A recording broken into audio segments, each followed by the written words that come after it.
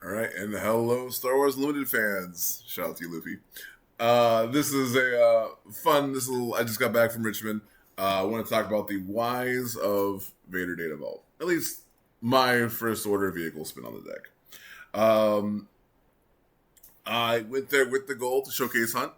To me, there's a bunch of people playing out some rounds on day two, trying to get top eight, but I actually won the tournament on day one. Sorry, but I'm just joking. No, super fun games all weekend, and so I want to talk about how I did it, why I built the deck the way I did, and all kinds of fun synergies and everything with the deck. So after BL, um, I decided the hunt was on. I was playing, and I gave every color a shot: blue, yellow, Tarkentown, Gambit, and what it came down to for me was when you're building decks and developing strategies in this game, you need to use or be able to at least be able to utilize the front side of your card and the leader flip. And the front side of his card, taking an action is rough. It has some uses and it hits breakpoints that are very important, and the threat of it is certainly powerful. But if you squint, it's kind of on rate. Using an action to deal 2 damage for 1 resource, okay. Typically, you would just want to develop a better unit, but the flexibility of it is powerful, no doubt. You'll see that, and it enables a lot of really powerful lines. This is why we're playing Vader. We're playing Vader for the 7 cost, 5/8. It threatens 2 damage on attack. So I like to call it offensive pressure. So this damage is going somewhere, whether it's your base, whether it's knockout units. Vader's wreaking all of this havoc, typically at base, but something your opponent has to respect. And this is way more powerful than most other leaders. Your opponent flips Quillin, your Vader just one shots it.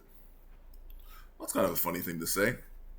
Your opponent flips Quinlan and you flip Vader, that's 2 turns different. Not in green. The ratios behind this deck and the goal behind this deck, it is a ramp deck at its core. If you're trying to fend off your opponent to milk out value from Vader, like in the sort of like control, like let's say it's a blue Vader or a yellow Vader, you could do that with a decent amount of consistency. But Vader's not as impactful. Like, if you're flipping Vader into other 7 drops, he's kind of fair again. He's good, but still kind of fair. Into like the Han Solos and the Lukes in the world, like, it's fine.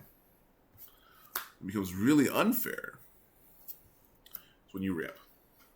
So, we're on 3 super laser tech, 3 resupply, and 2 price on your head. It's a very specific number. Why 2? Because with a mulligan, there's a 93% chance to find ramp by turn 3. Another weird number. Why not looking at turn 2 when this is the most resource efficient? When you're spending 3 resources to ramp. Because this ramp bridges us to resupply carrier. We obviously love a turn 3 ramp. It's a good classic. Feels good. But we're not going to sweat at the ratios. Don't hit that out. We're happy with the turn 4. Because sometimes you want it to be on turn 4. Sometimes it's a super laser tech and then ping your super laser tech. You don't want this no gloried. You don't want this waylaid. Sometimes you got to risk it. Sometimes the matchups, they don't have it, and you're happy to throw it out there, then ping your opponent, and then just get that damage onto the board. But sometimes you don't. Sometimes you're happy playing a resupply on turn 3, playing a 1-cost first order unit, maybe drawing a card of Hux. We'll get to that later. Sometimes it's price on your head into open fire. Sometimes it's price on your head into force choke on the same turn, enough for resource stream. Going from 4 to 6.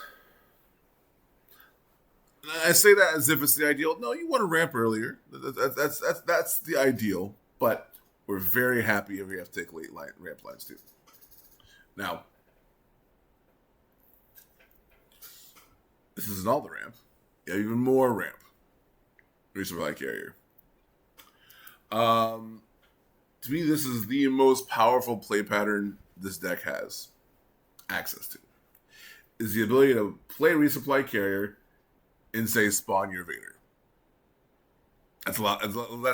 That's real scary for a lot of decks. It's also one of my favorite ramp cards in general. Just because like a 4/5 in space hits a lot of important breakpoints. It can hold a Falcon hostage. It can clean up a red 3. It doesn't die to a whole lot. Like not even like a Marauder ambush. Like it's very good stats, and the ability plays right into our game plan. So resupply carrier, flip Vader. Now, what are we doing after we flip Vader? Well, we're skipping the 7 resource turn. We're going straight to 8, baby. We're playing Reinforcement Walkers, we're playing Devastators. Clean up the board, ignore your opponent by healing, or milk them out with value by drawing cards.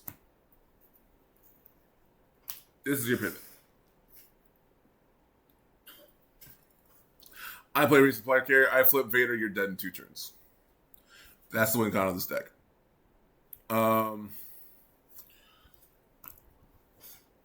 That's what we are building toward. Now, alarm bells should be going off in your head. Data Vault.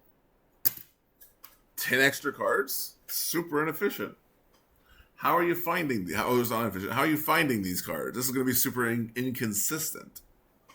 Well, I said with a mulligan, 93% chance. Very consistent.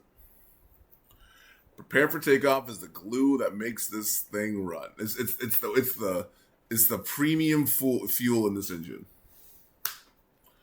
Prepare for takeoff. This is a vehicle deck, obviously.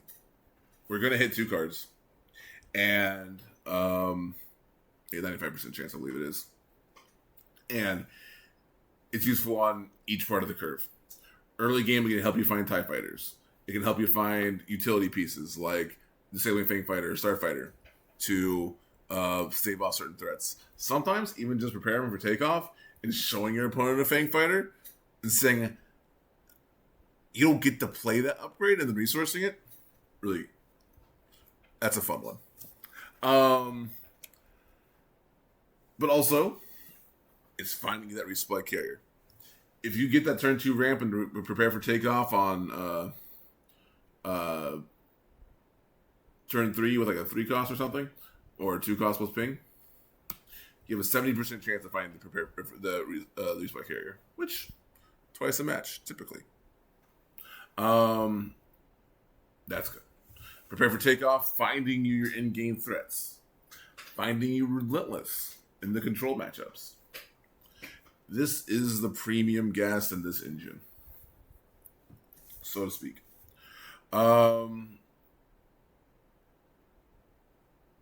So that's that. How we're winning the game, why we're ramping, and let's talk about when we're not ramping. Because I said 93% for the mulligan. Well, guess what? Sometimes your opponent discards your ramp card. Sometimes you just don't draw it. Sometimes you price on your head and things got a hand. Or sometimes, simply just taking your opponent says away, whatever. What are we doing when we're not ramping? This is where the first order package comes in. So in our initial testing, following the win rates of the cards, number 1, as far as when you play it, when you win it, it's obvious. It's Devastator. It's mean. It's green. It's the Hulk. It's huge stats, immediate board presence, Sentinel completely blockading the space lane. Incredible card. Second highest winning card in the deck, General Hux. Nobody respects him, and this card is insane. Obviously, it's a deck build around, but it's not what Hux does. Hux is a Dr. Pershing. It doesn't deal damage to himself. Doesn't deal damage to your own units. And it's a red 3 that has stickier stats, allowing you to snowball. Now the play patterns, I think everyone saw this card and went, ooh, that's cool. I'm gonna put it in a Phasma deck. Everyone did. Everyone did the ECL Phasma, and then you like play Captain Phasma, ECLer, you flip your leader, you play her, and then you like give her +4 and you attack for 10 damage. It's very funny. Yeah, it's super inconsistent, but it's cool. It wasn't the first thing I did when it got revealed. What does Hux do? How else can you use Hux? I think when you first see it, you see something like, oh, I'm going to play a Hux on turn 1, and then play like maybe a TIE Silencer plus ping on turn 2. Or maybe like a 1 cost plus a 2 cost on turn 2, and then use Hux to, deal with the card disadvantage of playing 2 cards. Actually, the best way to use Hux, most times, is develop your turn 1 play, whether it's a 1 cost, whether it's a Silencer, maybe it's even a Price on Your Head or Perfect Takeoff.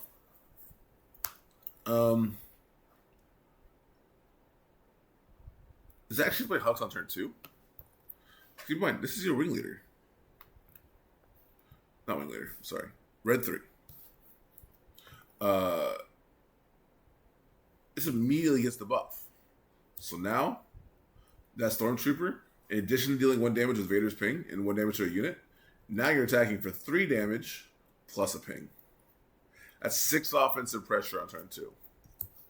With 2 very unassuming cards that also serve as a card draw engine as you go throughout the play. This has some things like Tiger Vanguard and ping. This has some things like TIE Silencer and like Prepare for Takeoff to find important pieces. I'd say Hux is very rarely a correct turn 1 play. Obviously, it is an option. And one of the reasons I built the deck the way it is it's very heavy on low end.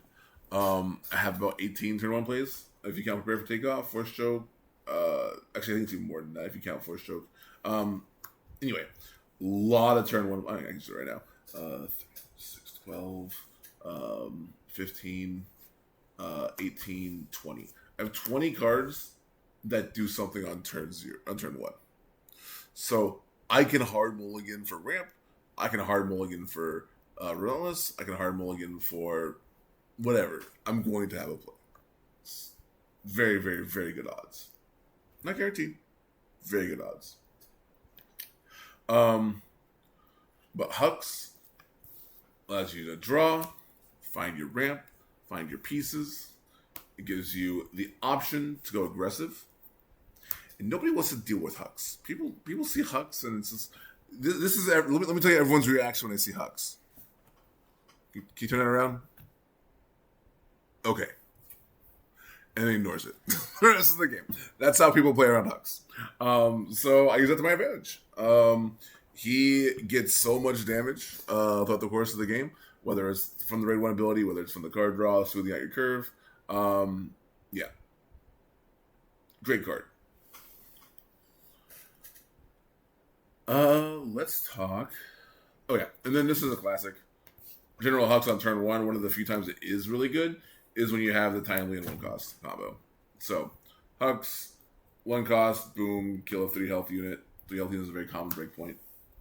Very useful there.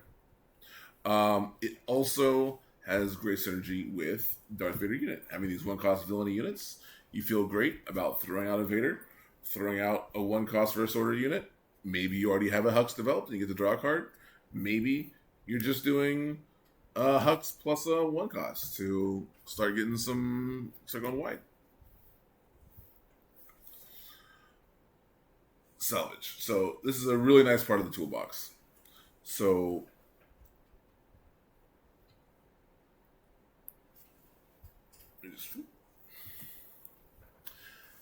this card is so many things at the same time. It could be the Black Sun Starfighter to get an action out of your opponent and prevent some damage. It could be copies 3 and 4 Fang Fighter to deal with some annoying pilots or upgrades. It could be a very simple deal 2 damage, develop a 2/1. Or It could be 4 damage to base on the 4 cost. It could be any of these things. I can go on all day. The flexibility of Savage is absolutely unparalleled. Allowing you to effectively run 3 copies of Relentless, super strong. Yeah, this card, anytime past turn like 4, this thing's staying in my hand because it just gives you so many options. Also, shout out to the Quillin matchup where you always keep this in your hand, and it's very funny when they're in desperation mode and trying to force throw you, and you discard a 0 cost from force throw, and you're like, they always fall for it. I mean, not necessarily fall for it, but like they always walk right into it. Silly Jedi. So what else? That's ramp. That's staple removal. Force choke is really important for the Sabine matchup. Open fire is obviously for Falcons and for triggering a price in your head efficiently. And it just has lots of other stuff. Force choking leaders with the Vader ping is also fairly common, like Bosk or Han. Let's talk about the most notable conclusion. That's sitting right over here. OB in the sideboard. I'm a bit of a heretic. I do not believe in sacred cows, and let's talk about why OB is in the sideboard. Maybe not at all. Okay. So we already talked about the ratio of this deck are built around ramping very consistently. When that doesn't happen, we do have a little bit of an aggro package that can line up. You'll see that on stream where I deal 18, where I would have dealt 15 damage by turn 3 with a double tie Hux plus ping plus silencer plus attack.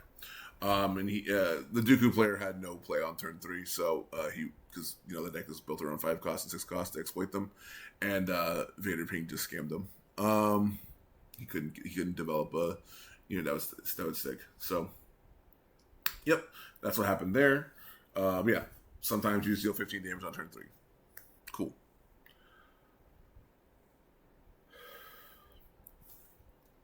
Obi. So this is plan 1. This is plan 2. I'm not ever playing Obi on 5 resources. Not after I ramp. That's not happening. Maybe onto a TIE Silencer or like a Black Sun Starfighter after it lives. Okay. So that's like case 1. We play Black Sun Starfighter, we maybe do some removal, and then I play OB for 5. Is that good? No. It's a takedown. Not even a good takedown. It's a bad takedown. But I can hear you now. But you get +2/+2. Yeah, your opponent can also remove the unit and interact with it, and you're vulnerable. And maybe, even because of the way actions work, maybe you actually lost your self-damage by playing OB. Maybe if you had just attacked, you've gotten that threat onto their base, or dealt with a unit, but instead you see this nice shiny OB, and you're like, oh, I can deal 5 damage. I can do an on-rate play. That's the best case scenario. Are we OBing a Super Laser Tech? Are we OBing General Hux? No. So 5 resources, card doesn't do anything. Okay. Let's go for the flip turn. The way to make Vader keep up with the metagame nowadays is to flip him, not 1, I say 2 turns early. That's when this 5/8, 2 attack can feel meta relevant. You're one-shotting Quinlan's. You're knocking out Sabine's boards. You're killing Pose. Like, all this sort of stuff. Or forcing the ECL out of him. And then it just dies or whatever. All these sort of things. You want to be double ramping. So, what does that mean? One of these in the early game. Resupply carrier on 6, typically. Or if not, resupply to either. Do you have the resources for OB? No. So, ramping into Vader doesn't work. If you flip Vader naturally on 7 resources, let's say it's a slower matchup. Do you want OB there? Sure. That's good. OB there, spend 2 resources somewhere else. We got 2 drops, we got options. Then attack. Okay. That means we ramped late. That means we're absolutely playing defensive. Sure. You probably wipe 7 damage out of 5 resources. It's fine. But we're also developing unit. The other 2 resources are spent on something we don't really want to be playing, right? Maybe it's prepare for takeoff. Okay. In this line that's fairly niche, it's okay. At best. Late game OBs. Where is it going in efficiently there? On to our big boys. Let's go.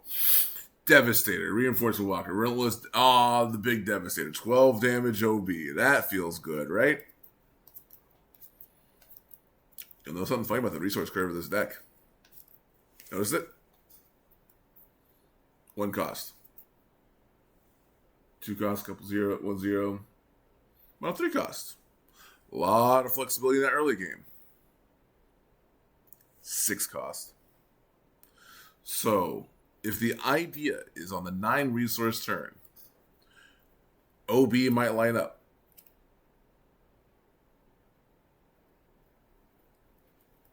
We're going to have 4 resources hanging around. I don't have a 4 resource play. An efficient one.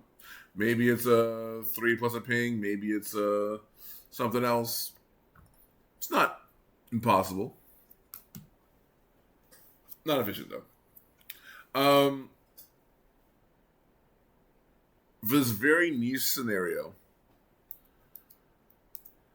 of landing big dude, playing OB, and having it hit the way you want it to.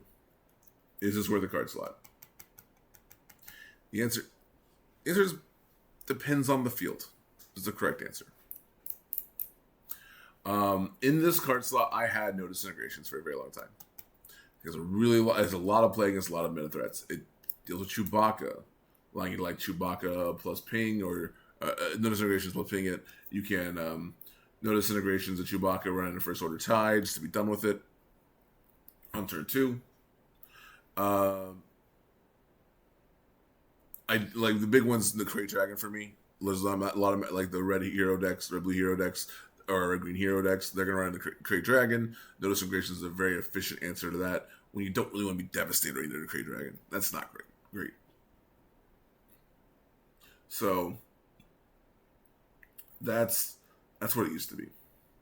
But going into the tournament, I got bullied enough to put OB on my sideboard, so no disintegrations. And I came around to it because into a 500 plus person field where you're gonna have locals showing up just having a good time. You're gonna have professionals flying in from you're gonna have veteran TCG players from other games. I mean, you're gonna have organized teams who've done a ton of playtesting, all that sort of stuff. You're gonna have everything under the sun. And to me, having those very specific niche cards, in case I run into like Anakin's or whatever, which I did, I did still beat them. And Crate Dragon was scary. Like early on in the day, I did an interview and I was like, I really wish I had no disintegrations because like I ran into the exact matchups I wanted no disintegrations for. It was like a Fatigue Iden and a Anakin Blue. And like, this is why I want no disintegrations. Like, OB doesn't do anything here. But as you saw on stream, those OBs looked real good. Yeah, they shined for the camera, for sure. That was the best they looked all day, by a long shot. But, look in retrospect. Was I expecting to face a Dooku yellow and a Darth Vader 4 blue? Absolutely not. It was not my gauntlet, so to speak. But they crushed it, had some great runs. And ObiWan Barrage, when we're just playing big green dudes, and one player fires off the barrage before the other player, that defines a lot of the game.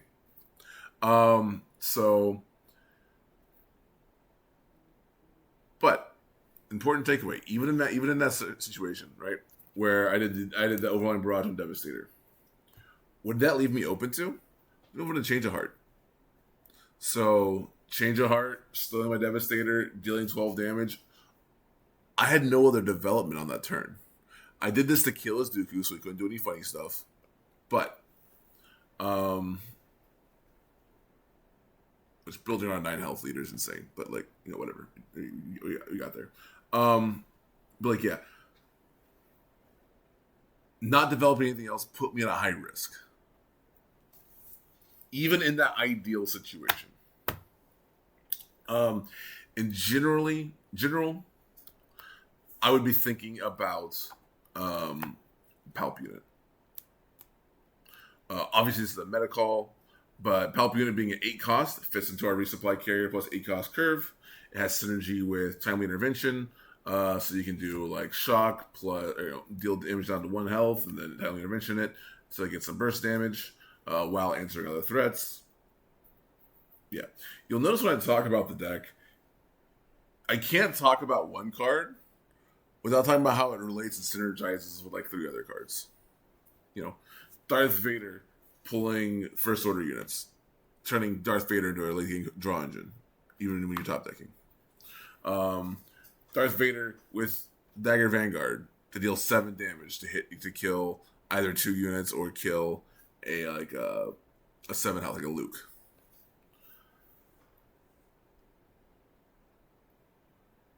This is not a like good stuff pile. There's very specific reasons why everything here, and I don't think OB fits. Obviously, I think OB can be good in a lot of Vader decks if you're upgrading things. Obviously, right? If you want to take that risk that your opponent has like upgrade removal or anything to 2-for-1 you, if that's a risk you're willing to take, I am not. But if you're willing to risk it, the payoff is massive. Oh my goodness! You play a Von Reg's tie and then you just OB for 8 damage on 5 resource turn. You just won the game. Doesn't matter. You're going face twice. Your opponent's dead. There's no more game. Like, but you OB. Your opponent goes cool. Power, fell the dragon. Kill your tie. That 8 damage on or whatever because of a Vader pilot maybe. Oh, okay. That was 3 of my turns, and you killed with 1 unit. Let's go to the late game. See what happens. If it's a Fellow Dragon deck, they have more late game. Spoiler alert. Yeah. So, super happy with it. Let's talk about some matchups. Let's start with control. Your hard control types, you have prepare for takeoff. You can find your relentlesses. You can find your other pieces. You don't need a relentless. I had a game where the price on your head I played early game actually resourced my 1 of relentless in the matchup. It was fine. I think that was like a triple Vader game. I think he triple Super Laser Blast, and it was just Vader, Vader, Vader. Okay, now all Super Laser Blasts are gone. Now we can do Reinforcement Walker Spam, plus like other units to just gain a ton of card draw. So, general how control works. Let's talk about your Quillins. So, the biggest sales pitch for bringing this deck into this meta was people were thinking Quillin was a top dog. And I think Quillin is a very, very good matchup for this deck. Whether it's countering force throws, plenty of card draw options to negate their card draw, to card discard. Whether it's killing their Quillin super efficiently, whether it's ramping so their ping doesn't do anything. This deck lines up really well into their macro strategy. So, to me, that's like my biggest sales pitch of like, okay, if you think Quillin's top dog are going to be popular, this deck's win rate's really, really good. The way I have it built. I did see there were some stats where Vader Vault as an archetype struggled against Quillin. And if you're trying to play good stuff, combos, whatever, and they just disrupt that, if you're trying to play big dumb dudes, big dumb green, and you resource your cheap stuff and you get force throw 2-for-1, yeah, you're going to have a bad time. We have the toolbox to absolutely run them over. Sabine, classic. We do have a 33 health base. It is not impossible. Rushing your reinforcement walkers is very realistic. It's really going to come down to how efficient you use super laser attacks and are you finding force choke.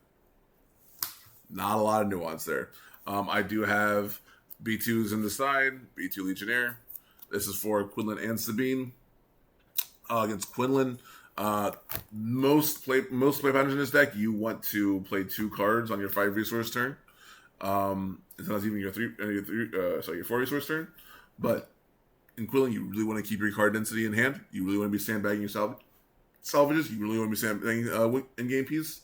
So this allows you to play 1 card that answers 3 4s, 3 5s cleanly. And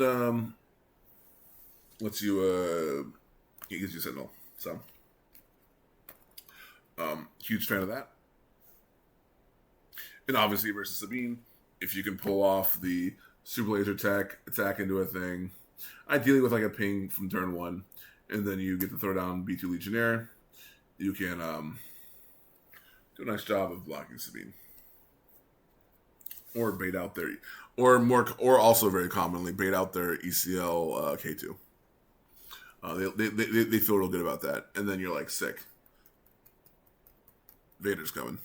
So now your pose are not going to do anything for the rest of the game. Anyway, feels good. Sorry, that matchup is the worst feeling matchup, but even at a high level, it's winnable. It's not a concession. It's a game.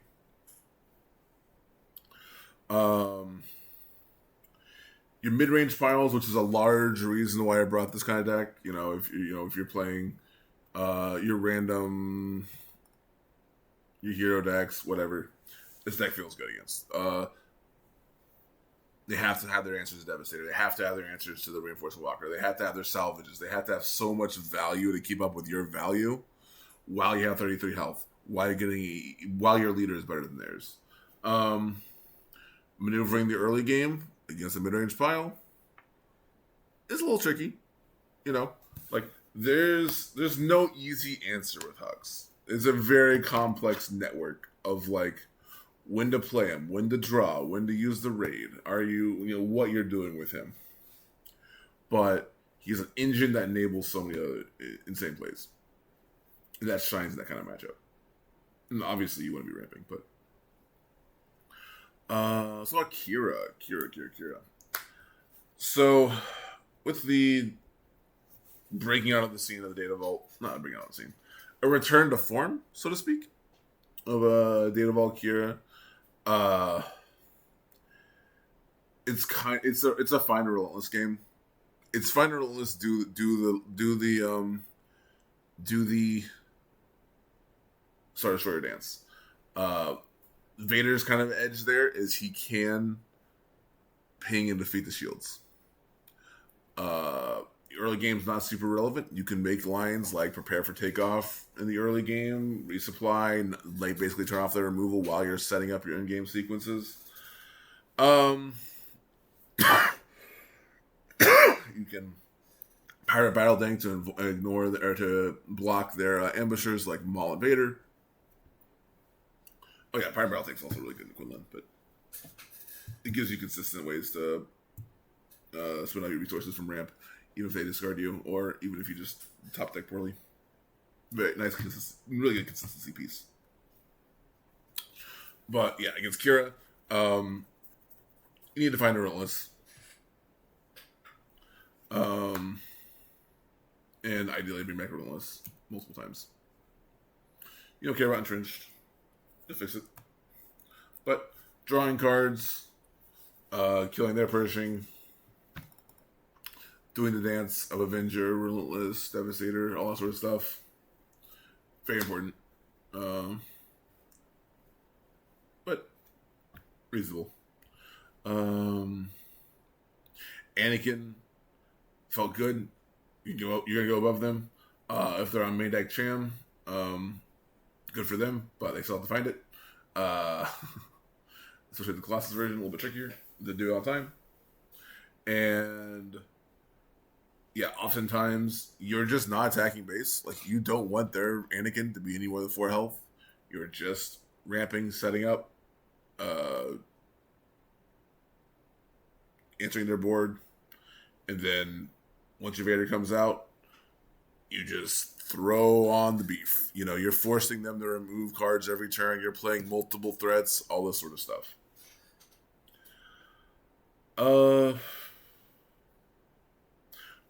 One quick note. Back to I did when I was talking about Overland Barrage.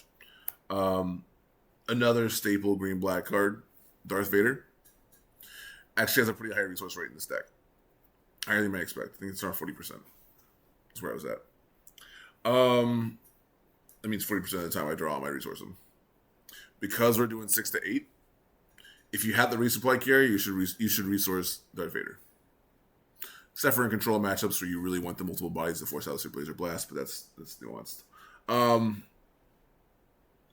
Darth Vader does belong in the deck. It's very good. Being able to do the tie dagger stuff for 7 damage, being able to pull first order units to give you more card draw and hooks to find you better late game threats. Being able to look at 10 cards is an advantage as far as like card counting and like knowing what threats you have access to, what's coming up in your future draws. Yeah, they're just obviously very powerful, very good in this deck. Being able to oftentimes get 2 units out, or sometimes a very important utility piece.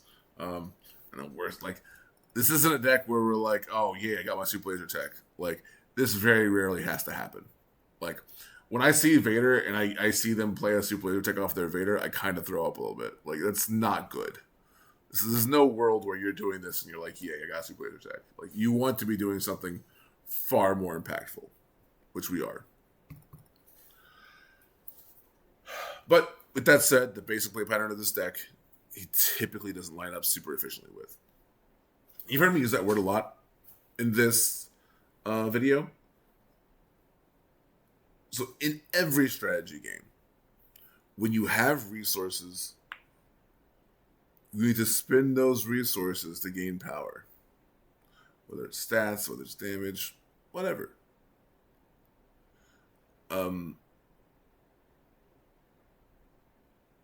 That same thing applies to Swoop.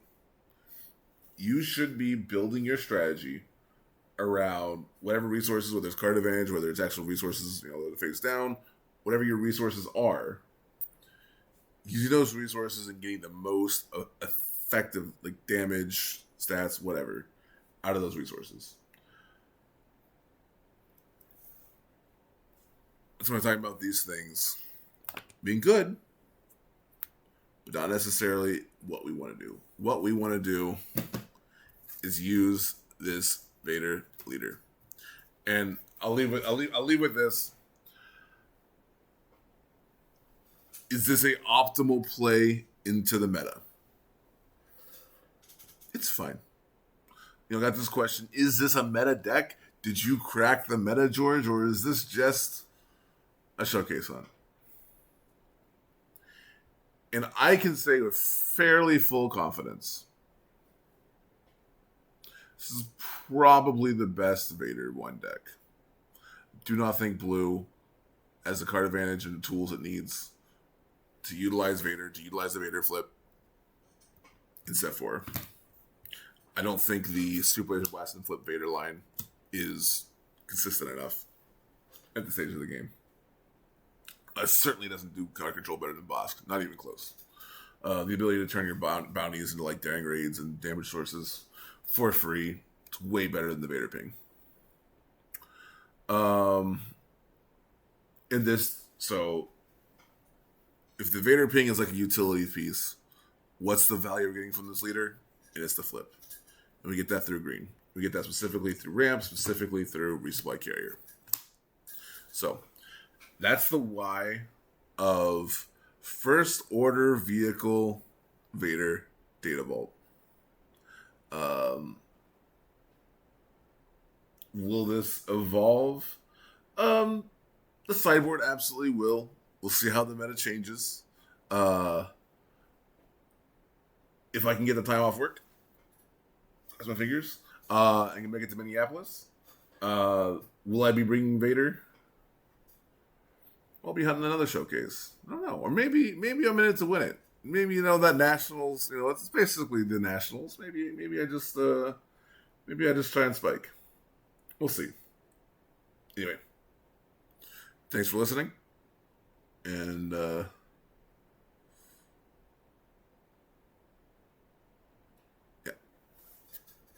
That's a wrap.